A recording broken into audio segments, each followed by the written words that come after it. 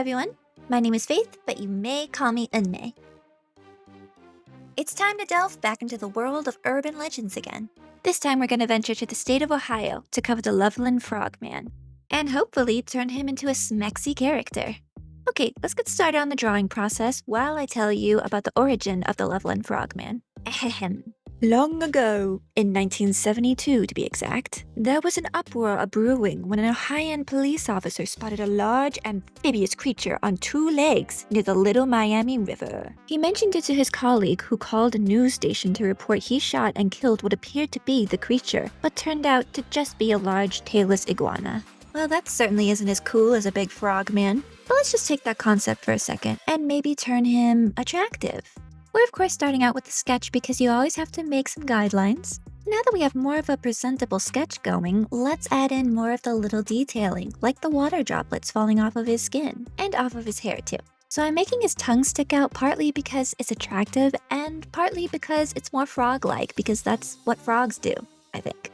It's certainly what they do when they're trying to catch their prey, so you are the hypothetical prey in this situation.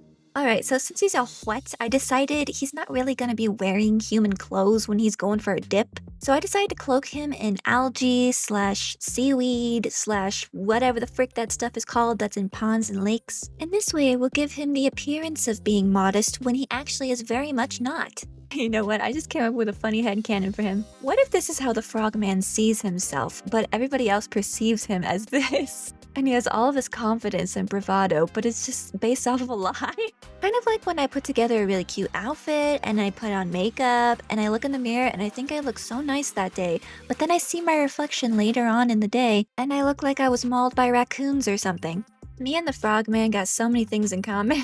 Alright, let's move on to the line art portion of the drawing. And I do this using the syrup brush, which is a free brush on Procreate that anybody can use. And I think the best technique for line art is to make everything thick to thin, which means some parts will be thicker and other parts will be thinner. So for example, the corners of his mouth are thicker and the saliva is a little bit thinner. And the collarbone also goes from thick to thin. Basically, just try to vary up the line weight throughout the whole picture. And for me personally, line art takes up like half of the drawing process because I really try to focus on it, but really it just depends how much effort you want to put into it. Okay, so I want his hair to look nice and slick because it's soaked with water. So to achieve this, I'm just going to make my lines a little bit straighter, make sure there's not a lot of volume in the hair because essentially it's being weighed down by water and gravity. Alrighty, so now we're just adding in that seaweed all over. And I did not record the whole process of this because it's just a bunch of different brushes that I mashed together to make it look kind of like foliage. When in doubt, just throw a bunch of stuff on the canvas. That's what's called being an artiste. Okay, it's time for the fun part, which is coloring. What could go wrong with this swampy air looking base color, paired with this throw up green for the hair? It's gonna look better later on, okay? Trust the process. Now we're adding in some more color to the skin so it looks more like actual skin. And a lot of frogs have golden / yellow eyes, so let's give him those expensive coral eyes. Cannot forget those drippy drips, of course, they gotta shine. And tweaking the colors a little bit more, we're almost there. Let's finally add in that background. We're gonna be making him stand in a nice little lake / pond kind of thing. Let's add a shadow behind him for some dramatic lighting. And the background should be a bit lighter to pop against his silhouette. Here, let's add what every frog needs, a lily pad. 2 lily pads. And we'll just use a nice round brush to render those out nicely. So, as the final touches, I'm just going to play around with the shadows and the lighting a little bit more, and we shall be done. And there you have it, our Loveland Frogman has come to life. So what do you guys think? Did this frogman hop, or did he flop? You let me know in the comments. Alright, on to the next urban legend drawing. This one is going to focus on the Thunderbird. Primarily centered in the Black Forest area of Pennsylvania, and first appearing in the 1940s, the Thunderbird is a legendary giant bird said to command storms, thunder, and lightning with the beat of its wings. In many indigenous North American traditions, it's also seen as a powerful supernatural protector or force of nature. Basically, it's worshipped but also feared by the people. And my take on this creature is going to be something very similar to that. A deity that can be both worshipped and feared at the same time. So, we're going to make him look a bit seductive but also kind of scary. Because us humans, we like to live life on the edge. Which is why sometimes I don't triple check when I'm walking down the stairs. Yeah, that's right, I'm a thrill seeker. Alright, let's copy and paste this eye over because we ain't got time for all that. And to make it a little more natural looking, I just liquefy it a bit because nobody's eyes are perfectly symmetrical. Yes, I'm adding fangs because he's a carnivore, shut up. We're gonna give him unruly hair that's blown in the breeze because I feel like that really fits his character. And of course, he needs wings behind him because he's a bird.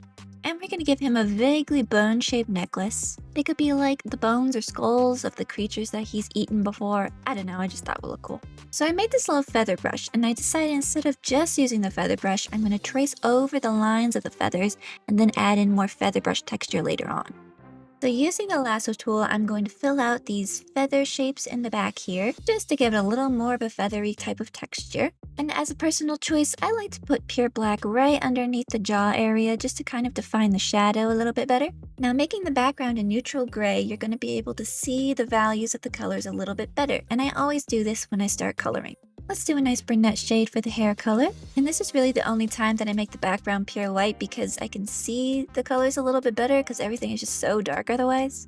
Okay, let's color in the bones. And despite the cartoon propaganda throughout the years, no, skeletons and bones are not stark white.